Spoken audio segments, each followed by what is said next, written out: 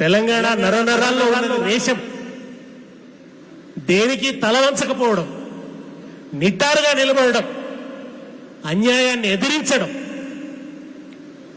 కడుపుల పేగులు బయటపడ్డా గాని వాటిని అట్లే అదిమి పట్టుకొని రజాకారులకు వ్యతిరేకంగా పోరాడింది కుర్రారం రామిరెడ్డి.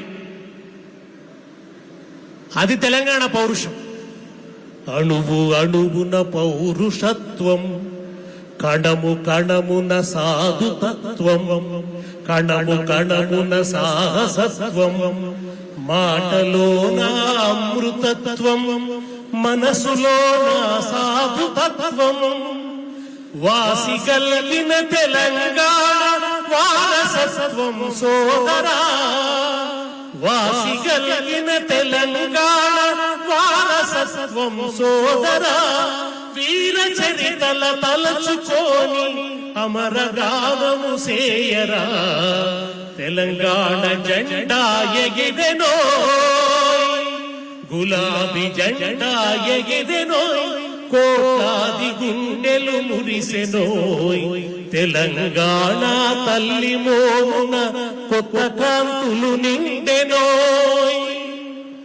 జీవనదుల జీవిక, భూగర్భ గనుల పేటిక, జీవనదుల జీవిక, భూగర్భ గనుల పేటిక, హరిత వనముల వాటిక, శ్రమైక జీవన వేదిక, హరిత వనముల వాటిక, శ్రమైక జీవన వేదిక, సకల వనరుల తెలంగాణ సర్వము కోల్పోయరా, వలసవాదం చెరల చిక్కి వలవల విలపించెరా, రాగవీణ తెలంగాణ రక్తధారల తడిసెరా, గులాబీ జెండా ఎగిరెనోయ్, కోట్లాది గుండెలు మురిసెనోయ్, తెలంగాణ తల్లి మోమున కొత్త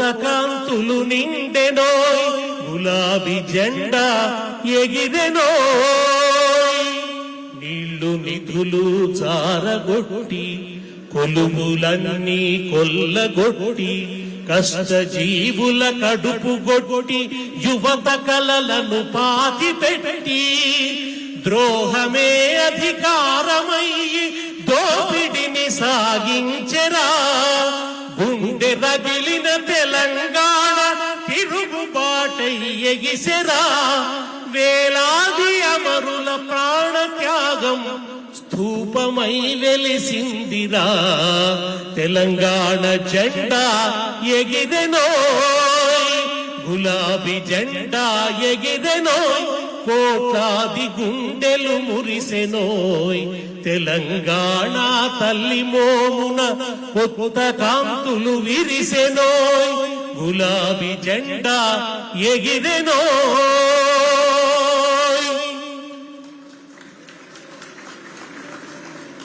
తెలంగాణ భూమిపుత్రుల పోరాటానికి దిశానిర్దేశనం చేసిన జెండా గులాబీ జెండా. శాంతియుత పంథాలో, అహింసా మార్గంలో సామాజిక పోరాటాల్ని ఎట్లా నడిపించవచ్చు, ఒక సామాజిక లక్ష్యాన్ని ఎట్లా సాధించవచ్చు, ప్రజల ఆకాంక్షను ఎట్లా సాకారం చేయొచ్చు, ఇటీవలి చరిత్రలో నిరూపించిన జెండా గులాబీ జెండా. దేశంలో అనేక ఉద్యమాలు జరుగుతుంటాయి. ఢిల్లీలో ఉన్న వాళ్ళకి అవి పట్టవు. ఢిల్లీని గజగజ వణికించి, గడగడలాడించి, అనివార్యంగా తెలంగాణ దిక్కు చూసేటట్టు చేసి, తెలంగాణ ప్రజల పోరాటానికి ప్రతిస్పందించాల్సిన, దానికి పరిష్కారం కనుగొనాల్సిన ఒక అనివార్యతను సృష్టించి భారతదేశంలో భూకంపం సృష్టించిన పార్టీ బీఆర్ఎస్ పార్టీ గులాబీ జెండా. ఒక భూకంపాన్ని సృష్టించిన సాధారణమైన పోరాటం కాదు. ధనబలం లేకుండా గుండె బలంతో పార్టీని ఎట్లా నడిపించవచ్చో నిరూపించిన నాయకుడు కేసీఆర్. కేసీఆర్ పార్టీ పెట్టిన రోజున ఈ జెండా ఎగిరిన రోజున, గులాబీ జెండా ఎగిరిన రోజున మనకు ధనబలం లేదు. చంద్రబాబు నాయుడు భయంకరమైనటువంటి బలంతో ఢిల్లీని కూడా తన చేతిలో పట్టుకొని అసలు తెలంగాణను చంద్రబాబును ఓడించడం సాధ్యమవుతుందా? చంద్రబాబును ఎదిరించడం సాధ్యమవుతుందా? ఇది సాధ్యమయ్యే పని కాదు అని అన్ని రాజకీయ పక్షాలు బెంబేలెత్తిపోయిన పరిస్థితులలో, కాంగ్రెస్ కాడి ఎత్తేసినటువంటి పరిస్థితులలో చంద్రబాబును నిలదీసి, నిగ్గదీసి, గల్లాబట్టి నిలదీసి కరెంటు బిల్లులు పెంచితే, ఆ కరెంటు బిల్లులు తగ్గించాలని రైతాంగం ఉద్యమం చేస్తే, ఆ రైతుల మీద బుల్లెట్లు కురిపిస్తే ఆ రక్తంలో ఎగిసిన జెండా గులాబీ జెండా. తెలంగాణ రైతుల రక్తంలో పుట్టింది. ఆ రోజు రాజకీయ వ్యవస్థల మీద తెలంగాణ ప్రజలకు నమ్మకం పోయింది. రాజకీయాలు ప్రజల కోసం ఉంటాయనే నమ్మకం లేదు తెలంగాణ ప్రజలకు. అధికారం కోసమే రాజకీయాలు. అదే అనుభవం తెలంగాణ ప్రజలకు. 69 ఉద్యమం ఏమైంది? 369 మంది బిడ్డలు బలిదానం అయిపోయిన తర్వాత ప్రజల్ని వంచి అప్పటి నాయకత్వం కాంగ్రెస్ లో విలీనమైపోయింది. ప్రజలకు నమ్మకం పోయింది. అందుకనే ఈ రాజ్యాంగ వ్యవస్థలతో పోరాడితే పరిష్కారాలు రావు అని చెప్పి తెలంగాణ యువకులు అడవి బాట పట్టింది. రాజ్యాంగ వ్యవస్థల అవతల పరిష్కారాలు వెతికిండ్రు. అసెంబ్లీకి అవతల, ఎన్నికలకు బయట సమస్యలకు పరిష్కారం వెతికే ప్రయత్నం చేసిండ్రు. రాజకీయ వ్యవస్థల మీద నమ్మకం లేదు. తిరిగి ఎన్నికల మీద నమ్మకాన్ని, రాజకీయ వ్యవస్థల మీద నమ్మకాన్ని, పార్లమెంటు మీద నమ్మకాన్ని, పార్లమెంటరీ పంథా మీద నమ్మకాన్ని, పార్లమెంటరీ పంథాలో ప్రజల ఆకాంక్షలు నెరవేరుతాయనే నమ్మకాన్ని ఇచ్చింది బీఆర్ఎస్ పార్టీ తెలంగాణ. అప్పటిదాకా తెలంగాణ ప్రజలకు ఆ నమ్మకం లేదు.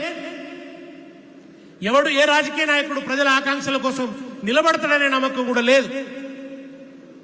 ఎన్నికలంటే ఇతర పార్టీలకు అధికారం కోసం, కానీ తెలంగాణ రాష్ట్ర సాధన కోసం ఎన్నికలను ఉపయోగించుకొని కొత్త చరిత్ర సృష్టించండి కేసీఆర్.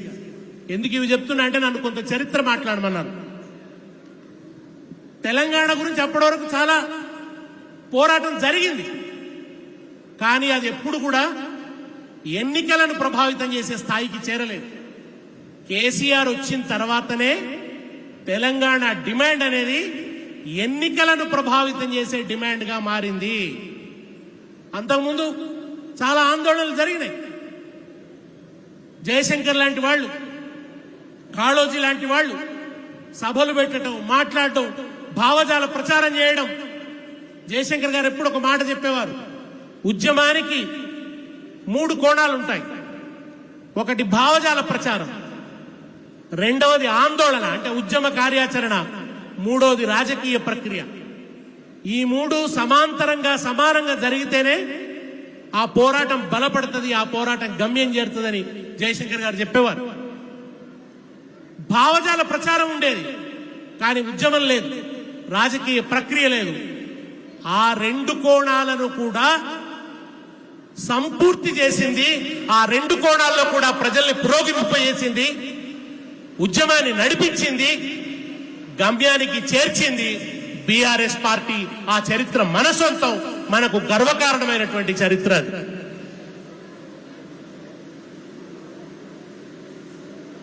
సాధించిన తెలంగాణ ఆకలి సావులతో అల్లాడుతున్న తెలంగాణ, ఆత్మహత్యలతో అల్లాడుతున్న తెలంగాణ, అర్ధరాత్రి కరెంటుతో రైతులు ప్రాణాలు పోతున్నటువంటి తెలంగాణ.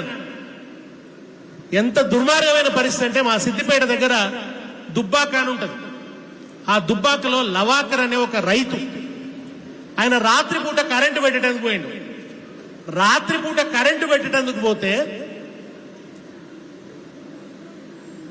నక్సలైట్లు అనుకోని, రాత్రిపూట నక్సలైట్లు వస్తున్నారు అనుకోని పోలీసులు ఎన్కౌంటర్ చేసింది, చంపేసింది. కరెంటు పెట్టడానికి పోయిన రైతును చంపేసింది. అది తెలంగాణలో ఉన్న దుర్మార్గమైన పరిస్థితి, భయంకరమైన పరిస్థితి. అట్లా చంపినా అడిగే దిక్కులేదు. విపరీతమైన రాజ్యహింస, ప్రశ్నించిన వాళ్ళని నరికేయడం, చంపడం. ఇంకొకసారి నేను జమ్మికుంట దగ్గర పోతే నేను మాట్లాడిన ఉపన్యాసంలో అర్ధరాత్రి కరెంటు పెట్టడానికి పోతే అప్పుడే పెళ్ళైన వాళ్ళు కూడా కరెంటు పెట్టడానికి పోయి కరెంట్ షాక్ కొట్టి చచ్చిపోతే ఆ పసుపు బట్టలు కూడా ఆరకముందే విధవలైపోతున్నారని చెప్పి మాట్లాడితే నేను ఆ సభలో మాట్లాడి వచ్చిన తెల్లవారే అక్కడ సంఘటన జరిగింది. రాత్రి కరెంటు పెట్టడానికి ఆ రైతు పోతే ఆ రైతుకు షాక్ కొట్టింది. అతన్ని రక్షించడానికి పోయిన అతని మామకు కూడా షాక్ కొట్టి ఇద్దరు చచ్చిపోయింది. నిజమైన దేశపతి మాటలు అని వార్త వచ్చింది. దేశపతి మాటలు నిజమైన అని చెప్పి వార్త వచ్చింది. అంత దుర్భరమైన పరిస్థితిలో ఉన్నది తెలంగాణ. హరగోపాల్ గారు ఎప్పుడు ఒక సంగతి చెప్పేవారు. పాలమూరుకు సంబంధించిన ఒక రైతు కూలి పని చేసుకోవడానికి వాళ్ళు ఢిల్లీ పోయి తిరిగి తెలంగాణ వాళ్ళు ఆ పని చేస్తున్నప్పుడు వాళ్లకు బిడ్డ చచ్చిపోయింది, చిన్న పిల్ల చనిపోయింది. ఆ పిల్లని తీసుకొని వాళ్ళు తిరిగి ఊరికి రావాలి. శవాన్ని రైల్లో తీసుకురాని వాళ్ళు పాప ఆ బిడ్డ బతికే ఉన్నట్టు నటిస్తూ ఆ రైల్లో కూర్చొని సికింద్రాబాద్ దాకా ప్రయాణం చేసి సికింద్రాబాద్ వచ్చిన తర్వాత ఒక్కసారి బయటపడి ఆ తల్లి అప్పటిదాకా ఆపుకున్న దుఃఖాన్నంతా గొల్లున ఏడ్చింది ఆమె రైల్వే స్టేషన్లో. ఇది తెలంగాణ పాలమూరు లేబర్ అనుభవిస్తున్న పరిస్థితి. పెండ్లైతే పసుపు బట్టలు ఆరకముందే వలసపోవాల్సినటువంటి పరిస్థితి. పట్నాలు పరదేశం వెళ్ళి బతుకాబోయి వలసపోయిన జనము వచ్చిపోతుంటారు. ఇంట్లో దీపం పెట్టే కన్న తల్లిదండ్రికి కంట్రోలు బియ్యము కరుసులకు పంపేరు. వలసపోయిన డబ్బుతో తెలంగాణ పేదలొడ్డి గడతరో. వలసపోయిన డబ్బుతో తెలంగాణ పేదలొడ్డి గడతరో. సేతానమేడుందిరా తెలంగాణ సేలన్ని బిళ్ళాయరా. కంపతారు సెట్లు కొట్టి అమ్ముకొని కడుపు నింపుకునే కాలం వచ్చినది. సేతానమేడుందిరా తెలంగాణ సేలన్ని బిళ్ళాయరా. ఈ దుఃఖాన్ని పాటలుగా పాడినాం. తెలంగాణ నలుచెరువుల పాటలు పాడినాం. ఈ పాటలు పాడే స్వతంత్రం కూడా ఉండేది కాదు. మా దగ్గర కొండగట్టు అంజన్న పాట పాడుతుంటే పోలీసులు వచ్చి పులంజన మీద పాట పాడుతున్నామని తీసుకుపోయి ఎన్కౌంటర్ చేసింది. పులంజన మీద పాటలు పాడుతున్నామని చిత్రహింసలు పెట్టారు. అది తెలంగాణ. మాట్లాడే స్వేచ్ఛ లేదు. బీఆర్ఎస్ వచ్చిన తర్వాతనే తెలంగాణలో ప్రశ్నించే స్వేచ్ఛ వచ్చింది. తెలంగాణ గురించి రాజ్యాన్ని నిలదీసే స్వేచ్ఛ ఎప్పుడు వచ్చిందంటే బీఆర్ఎస్ పుట్టిన తర్వాతనే వచ్చింది. ఆ కేసీఆర్ చాలా వ్యూహాత్మకంగా నడిపిండు ఉద్యమాన్ని. శాంతియుత పంథాలో నడిపిండు. 69 ఉద్యమం ఎక్కడ విఫలమైందో ఆ వైఫల్యం రావద్దు, ఆ విముఖత రావద్దు, ప్రజలకు విముఖత రావద్దు. ఉద్యమంలో ఏ ఉద్యమం రా బాబు, ఎంతమంది చచ్చిపోవాలి అని విముఖులై ప్రజలు వెనక్కిపోవద్దని జాగ్రత్తగా నడిపిండి కేసీఆర్. కరీంనగర్ ఉప ఎన్నిక సందర్భంగా రాజీనామా చేస్తూ కేసీఆర్ ఒక మాట అన్నారు. ఇప్పుడు అవన్నీ గుర్తుకొస్తాయి. ఎంత కష్టపడ్డాం మనం, ఎంత అవస్థపడ్డాం, ఎన్ని సవాళ్లను ఎదుర్కొన్నాం. ఆయన రాజీనామా చేస్తామన్నారంటే నా రాజీనామా 1000 హింసాత్మక ఘటనల పెట్టు అన్నాడు. ఒక 1000 హింసాత్మక ఘటనలు జరిగితే ఎంత శక్తి విడుదలవుతుందో, ప్రజల్లో పోరాట స్ఫూర్తి ఎంత పెళ్ళుబుకుతుందో అంత నా రాజీనామా సాధిస్తుంది అని అన్నాడు. ఆ రోజు మనం రాజీనామా చేసి బరిలో నిలబడితే తెలంగాణ కోసం పదవులు వదులుకుంటుంటే 69 ఉద్యమంలో ప్రాణత్యాగాలు, మలిదశ తెలంగాణ ఉద్యమంలో బీఆర్ఎస్ నాయకత్వంలో జరిగిన మలిదశ తెలంగాణ ఉద్యమంలో పదవీ త్యాగంతో మొదలుపెట్టింది కేసీఆర్. ఎంత అవస్థ అంటే కేసీఆర్ కు ఆయన పార్టీ పెట్టినప్పుడు ఆయన చెప్పింది ఏంటంటే, గతంలో జరిగినట్టు నేను గనక కాణి మధ్యలో ఎత్తేస్తే, నేను గనక తెలంగాణ ప్రజల్ని వంచిస్తే నన్ను రాళ్లతో కొట్టండి అన్నాడు. ఉద్యమాన్ని నేను గనక వదిలిపెడితే, మధ్యలో వదిలిపెడితే నన్ను రాళ్లతో కొట్టండి అన్నాడు. అట్లా చెప్పాల్సిన, అట్లా ఒక సాహసోపేతమైన ప్రకటన చేయాల్సిన అగత్యం ఆయనది. ప్రజల్ని నమ్మించడానికి డిప్యూటీ స్పీకర్ పదవికి రాజీనామా చేసినాడు, ఎమ్మెల్యే పదవికి రాజీనామా చేసినాడు. పదే ఎన్నికలను ఎదుర్కొన్నాం. ఎన్నికల్లో బీఆర్ఎస్ ఓడిపోతే తెలంగాణ పని అయిపోయిందనేవాళ్ళు. ఎన్నికలకు ముందు జై తెలంగాణ, ఎన్నికలు కాగానే నై తెలంగాణ. ఈ వ్యూహం అమలు చేశారు. ఇదే దుర్మార్గపు కాంగ్రెస్, తెలంగాణ మూలుగోలు పీల్చి పిప్పి చేసిన టీడీపీ ఎన్నికలకు ముందు జై తెలంగాణ అనాలి, ఎన్నికలు కాగా నై తెలంగాణ అనాలి. వాళ్ళ ఎల్లో మీడియా కేసీఆర్ మీద అనేక పిచ్చి రాతలు. ఎలక్షన్లు రాగానే మనం టికెట్లు ఇస్తే ఈ మీడియా ఏం రాస్తుందంటే కేసీఆర్ టికెట్లు అమ్ముకున్నాడు. కేసీఆర్ ఇంటి ముందు ఒక కారు ఉంటే ఆ పత్రిక ఏం రాస్తుందంటే కేసీఆర్ టికెట్లు అమ్ముకున్న పైసలతో కారు కొనుక్కున్నాడు అని రాస్తుంది. కేసీఆర్కి ఒక కారు కొనుక్కునే స్థాయి ఉండదా? దానికోసం టికెట్లు అమ్ముకోవాలా? ఇంత దుర్మార్గపు రాతలు రాసి ఆ పత్రిక ఒక టెక్నిక్ చేసేది ఏంటంటే మీ నాయకుడు కేసీఆర్ తెలంగాణ ఉద్యమానికి మద్దతు ఇస్తున్నట్టు నటించేది, కానీ కేసీఆర్ మీద దాడి చేసేది. మీకు కేసీఆర్ తగిన నాయకుడు కాదు అని చెప్పేది, ఇంకెవరో నాయకులు అని చెప్పేది. ఎందుకు? వాళ్ళెవరూ ఎలక్షన్లను ప్రభావితం చేయలేదు. వాళ్ళెవరి వల్ల చంద్రబాబుకు ముప్పు లేదు. వాళ్ళెవరి వల్ల వాళ్ళ వలస పెత్తనాలకు ముప్పు లేదు. వలస పెత్తనానికి ముప్పు ఎవరితోనన్నా ఉందంటే ఆ వలస పార్టీల వేళ్లు పెకలించే శక్తి ఎవరికైనా ఉందంటే అది కేసీఆర్ ఉంది. కనుక కేసీఆర్ దెబ్బ కొట్టాలి. ఇవాళకి అదే కుట్ర, ఇవాళకి ఆ పత్రికలు అదే పాత్రను పోషిస్తున్నాయి. ఆ కేసీఆర్ ను దెబ్బ కొట్టాలి, పెకలించాలి అని చెప్పి అడ్డమైన ప్రచారాలన్నీ చేస్తారు. నేను పాట రాసుకున్నప్పుడు ఒకసారి అసెంబ్లీలో చంద్రబాబు నాయుడు, రాజశేఖర్ రెడ్డి అర్ధరాత్రి దాకా మాట్లాడుకున్నారు. అది చూసి నేను పాట రాసిన. అసెంబ్లీల మాట, అసెంబ్లీల ఆట చూడు, అందురోళ్ళ మాట చూడు, తెలంగాణ ఇస్తరికి కుక్కల కొట్లాట చూడు, గనులు అమ్ముకున్నవాని చంద్రబాబు. ఆ రోజు అసెంబ్లీలో ఏముండేదంటే వీడు చేసిన దోపిడీ వాడు చెప్పేది, వాడు చేసిన దోపిడీ వీడు చెప్పేది. గనులు అమ్ముకున్నవాని చంద్రబాబు, భూములమ్ముకున్నవాని వైఎస్ఆర్, 9 ఏళ్లు నువ్వు తింటే డీంబాయిలో, 4 ఏళ్లన్నా నేను తినొద్ద డీంబాయిలో. ఇది చర్చ అసెంబ్లీలో. 9 ఏళ్లు నువ్వు తింటే, రాజశేఖర రెడ్డి అంటాడు చంద్రబాబు నాయుడుతో, 9 ఏళ్లు నువ్వు తింటే డీంబాయిలో, 4 ఏళ్లన్నా నేను తినొద్ద డీంబాయిలో, నీకు 2 పత్రికలు డీంబాయిలో, నాకొక్క పత్రిక వద్ద డీంబాయిలో, లంచాల బొబ్బదప్ప మన మాట లేదురా, మన బతుకు బాధ లేదురా, మన బాయి గోస లేదురా, ఆగమైన తెలంగాణ ఎవరికి అది రాదురా, జుట్లు మాట మాట తిట్టుకొని జుట్లు జుట్లు పట్టుకొని ఇంటికోయేటప్పుడు ఇద్దరొక్కటయ్యపోతారు, ఇద్దరాందురొల్లు ఒక్కటే ఓ రాజన్న, దొందు దొందె దోపిడొక్కటే ఓ రాజన్న, ఇద్దరాందురొల్లు ఒక్కటే ఓ రాజన్న, దొందు దొందె దోపిడొక్కటే ఓ రాజన్న అని పాట రాసుకున్నాను.